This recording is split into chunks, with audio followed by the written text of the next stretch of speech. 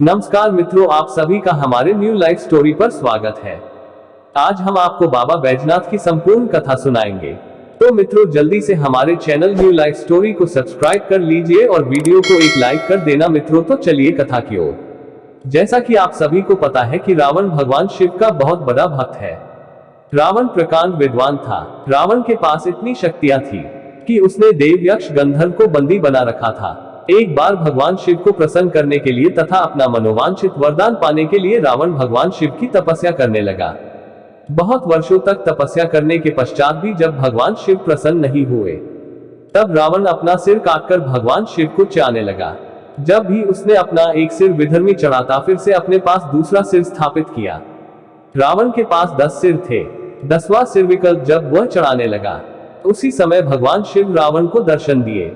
शिव ने रावण से कहा कि अपना मनोवांछित वर मांगो। तब रावण ने भगवान शिव से कहा कि अगर आप मुझसे प्रसन्न हैं, तो फिर आप हमारे साथ लंका नगरी में निवास करिए। भगवान शिव ने कहा कि हे रावण, मैं तो तुम्हारे साथ नहीं चल सकता, लेकिन मैं अपना लिंग देता हूँ। इसे तुम अपने लंका नगरी में स्थापित कर दो। जब तक यह शिवलिंग लंका नगरी में होगा, तब तक लंका नगरी पर कोई आंच नहीं आएगा। लेकिन एक बात का ध्यान रखें कि अगर एक बार भी धरती को छू लिया जाए, तो फिर यह वहीं पर स्थापित हो जाएगा। रावण को शिवलिंग सौंपकर शिव अपने धाम कैलाश पर्वत पर ले गए। इस बात से सभी देवी देवता परेशान हो गए। यदि सुरक्षित शिवलिंग लंका पहुंच गया, तब रावण का अंत कैसे होगा? इस समस्या को लेकर सारे देवता भगवान विष्णु के पास पहुंच गए। वहां पर देवराज इंद्र ने विष्णु को अपनी समस्या बताई। तब भगवान विष्णु ने एक उपाय बताया। देवराज इंद्र से कहा कि मैं अपने सुदर्शन चक्र से सूर्य को ढंक दूंगा, जिससे पूरे ब्रह्मांड में अंधेरा छा जाएगा। उसी समय श्री गणेश जी के रूप में ग्राहक सारा काम कर देंगे। इसके लिए आप लोग एक बार गणेश जी की आज्ञा ले लीजिए। सभी देवता गणेश जी के पास गए। भगवान विष्णु के विचारों को देवताओं ने गणेश जी के सामने रखा। तब गणेश जी ने देवताओं को भेजा और कहा इस कार्य में वो देवताओं की पूरी मदद मिलेगी। रावण अपने पुष्पक विमान से अपने लंका नगरी को लौट रहा था। वह बहुत खुश थी। योजना के अनुसार भगवान विष्णु ने अपना सुदर्शन चक्र सूर्य की ओर भेजा। सुदर्शन ने संपूर्ण सूर्य को ग्रहण कर लिया, जिससे संपूर्ण ब्रह्मांड में अंधेरा छा गया। रावण का यह नियम था।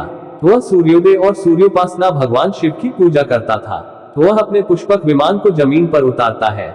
जंगल में गणेश जी ग्वाले के रूप में था। रावण नीचे देखता है, फिर उसे लगा यह कोई ग्वाले है।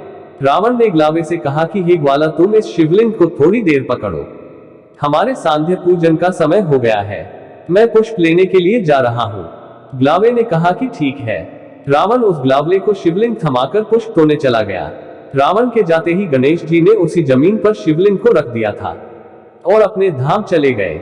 जब रावण पुष्प तोड़कर अपने पुष्पक विमान के पास पहुंचे, तब उसने देखा कि शिवलिंग भूमि पर स्थापित है।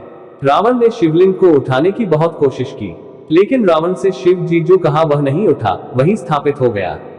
निराश रावण अपने लंका नगरी को वापस लौट आया। जिस गांव में शिवलिंग स्थापित हुआ, उसी गांव में बैजू नाम का एक ग्वाला रहता था। वह रोजाना अपनी गायों को चराने के लिए जंगल में जाता था। जंगल से जब वह लौटता है तो देखता है कि सभी लोग उस शिवलिंग पर फल और फूल चढ़ते हैं। यह बैजू को बिल्कुल अच्छा नहीं लगता। उसने सोचा कि ये लोग इस शिवलिंग की पूजा ही क्यों करते हैं। यहाँ ना तो कोई दिखता है और ना ही कुछ बोलता है। फिर इस बेजान शिलालेख पर फल फूल दूध चढ़ाने का क्या मतलब है? इससे बैजू को बहुत गुस्सा आया। वह अपनी लाठी से 3 लाठी शिवलिंग के ऊपर मारता है। वह जब जब अपनी गायों को चराकर अपने घर लौटता है, उस समय शिवलिंग में वह 3 लाठी जरूर मारता है। ऐसे ही प्रतिदिन करने लगा। एक बार अपने गायों को चराकर जंगल से लौट रहा था और शिवलिंग पर लाठी से मारना भूल गया। बैजू घर पहुंचा और जब वह खाने का पहला निवाला अपने मुंह में डाल ही रहा था, उसी समय उसका ध्यान आया कि आज तो वह लाठी मारना तो भूल ही गया। बैजू ने अपनी पत्नी से कहा कि मुझे अचानक एक काम याद आ गया है, मैं अभी काम निपटा कर आता हूँ। वह अपनी लाठी उठाए और जंगल की ओर चल दिया। जैसे ही वह लाठी से शिवलिंग पर प्रहार करने लगा, शिव जी स्वयं प्रकट हो गए। शिव जी को देखकर बैजू हाथ जोड़कर भगवान शिव के सामने खड़ा हो गए। भगवान शिव ने कहा कि हे बाजू, मैं तुम्हारे सेवा भावना से बहुत प्रसन्न हूँ। तुम हमारे भक्त हो। बैजू ने कहा कि हे प्रभु, मैंने तो रोज आपको लठियां ही मारी है, मैं कौन सी आपकी सेवा की। भगवान शिव ने कहा कि मेरे लिए अपने अन्न का त्याग कर दिया, इसलिए तुम मुझे प्रिय हो। मैं तुम्हें वरदान देता हूँ कि आज से मेरा नाम तुम्हारे नाम के साथ जुड़ जाएगा। आज से यह स्थान बाबा बैजनाथ के नाम से प्रसिद्ध होगा। बैजू को भगवान शिव ने सदा सदा के लिए अमर कर दिया। यही स्थान अब बैजनाथ धाम के नाम से प्रसिद्ध है। जो लोग सच्चे दिल से यहाँ पर कुछ भी मांगते हैं, उनका हर मनोकामना पूरी होती है। मुझे आशा है कि हमारी द्वारा दी गई जानकारी आप लोगों को बहुत पसंद आए होंगे। तो मित्रों, वीडियो को लाइक कर देना।